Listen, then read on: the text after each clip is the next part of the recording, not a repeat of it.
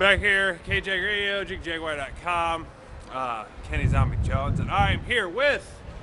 It's your guy, Nelson Hill, author, artist, all these different things, man. We're here at the Comic-Con 2018, Kansas City, Missouri. And we're here. That's all I can say, man. We're here now. What's happening? Well, what are you trying to here to do today, Nelson? Man, one, I'm here to meet my guys, because you guys are kind of like my homeboys from down the way where I'm from. So always link up whenever Jiggy Jag's in town and kind of talk to him. As Jiggy knows, I'm the author of a book called The Introduction to the Truth of Life. All right, can you explain that to me? Well, I can, and I'll try to do it in a brief way. It's pretty deep, but it just talks about some fundamental principles of the universe. And one of those things has to do with like mentalization, consciousness. And for anybody that can support Comic-Con, you have to almost be in a different kind of a mindset. You got to be able to think outside the box. Right. You got to be able to see things that may not be there, but those things are actually real. From maybe a religious perspective, we call them a spiritual thing. From a scientific perspective, they're energy forms or things that you can't see with the physical eye, but they absolutely exist. And so this book ties into some of the concepts that precipitate the superheroes that constitute Comic-Con. Fantastic. That's deep. That is very deep. I'm trying to wrap my brain around all that. It's still early in the morning. Now, is there... Good morning, Jiggy? Hey. Yeah, there's real consciousness going on right now, man. It's just about connecting that unseen with the seen. You know, we live in a physical world, but there's also an unseen realm that exists simultaneously at the same time. And a lot of the authors and people who have these imaginations are the people that are able to tap into that other level of consciousness. Einstein said that true genius is not what you can be taught, history and math. It's your creativity, it's your imagination. It's being able to create something that did not exist prior to you bringing it into existence. And that's what we do here. Fantastic. Now, what brought all these ideas to your brain to make you want to write this and do this book? Well, you know, a lot of what I was going through a couple of years ago precipitated the thoughts that made this happen. But as I reflect back on my whole life, I've basically been geared up to bring a certain message to the whole world from a child. And that message is that we got to start loving each other and stop hating each other.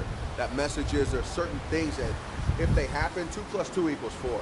So if you do a certain action, a certain result is always going to take place. If we claim to want better things happening around in our physical world, then we got to be able to control that unseen. We got to be able to control our thoughts, our character. We got to establish principles to ourselves. There's certain things that we have to deal with. Love, truth, peace, freedom, and justice. These are the 5 highest principles known to man. And these things are physical things, but then there are also things that also exist on another realm. You can't physically wrap your arms around love or truth or peace or freedom, but it has to be something that's obtained in the consciousness before it manifests in the physical reality. So we have to be able to see these things, and then as we start to apply these things to our everyday life, we'll start to see homelessness go away. We'll start to see hunger go away. We'll start to see racism go away. We'll start to see sexism go away. We'll start to see capitalism go away, because we're going to be living on some ancient principles. See, we think that we just got here. I mean, that this world that we live in now just got here.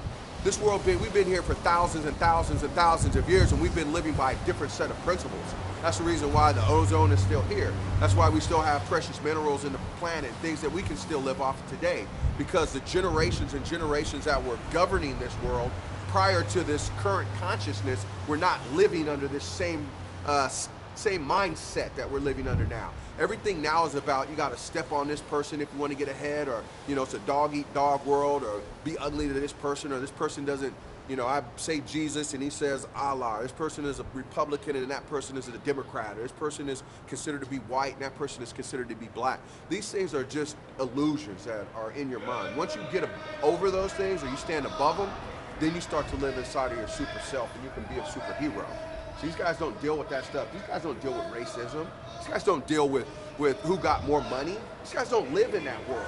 And the people that are in here don't care about what the rest of the world thinks. Right. They're ready to walk around in costumes, and people are like, what is that, or what are they doing? Right. This is an alternative level of consciousness that's going on right now. We were here yesterday, and everybody was smiles. No one was. That's right. No There ain't one was no hate unhappy. going on. No, everybody was happy. Racism in this building, everybody bro. getting along, having a good time. That's what it should be always.